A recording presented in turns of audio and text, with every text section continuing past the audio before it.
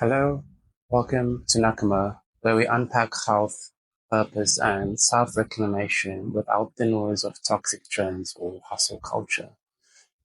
If you've ever felt like you're trying everything, eating better, moving more, journaling, meditating, and still feel stuck, burnt out, or disconnected from yourself, then this is probably for you. Today we're exploring the idea of goal hierarchy, the fifth pillar.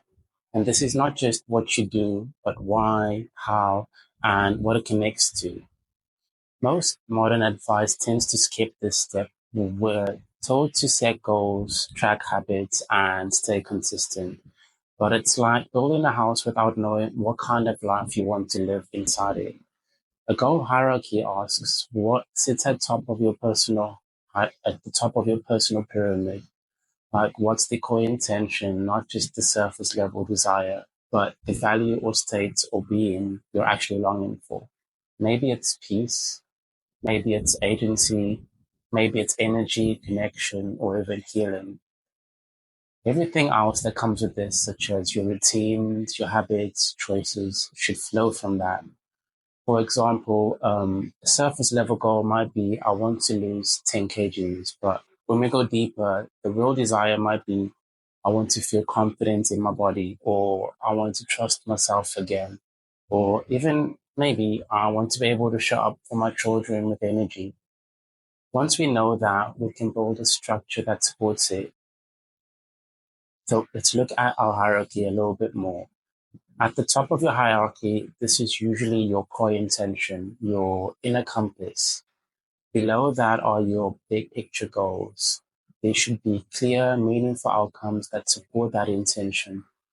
Then will come your process goals. These would be like your daily or weekly actions that are doable and flexible. And at the base would be your systems and environments, such as your cues, routines, and support structures that make your goals easier to maintain without relying on willpower alone. This isn't a new framework. I'm not bringing up something completely new. This goes way back to ancient times when we understood that living this way in line with our rhythm, intention, and balance was important. We saw the body not as a machine to be perfect, but as a vessel for care that changes with the seasons, stress, and story of our life.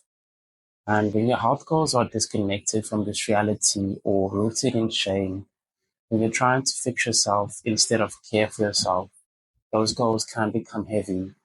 They can feel a little bit too much, and they can make you stop pushing, and they might even stop making sense. But when your goals are part of a hierarchy that honors your values, your energy, the phase of life you're in, they become a kind of support system, something you can fall back on. They hold you up instead of weighing you down. You don't need to force habits when those habits make your life feel more like your life. You don't need to chase motivation when you're anchored in something that matters to you. And this is not about perfection at all. It's about alignment.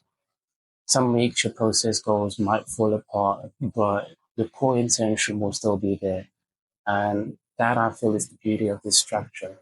You can always come back to it. I personally believe in going slow and honest. So if you're ready to build a life that fits you, not some impossible standard,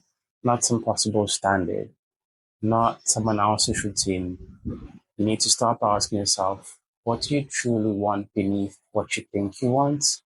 And what are you really seeking? And that answer will be where your goal hierarchy begins. Thanks for watching. Much love.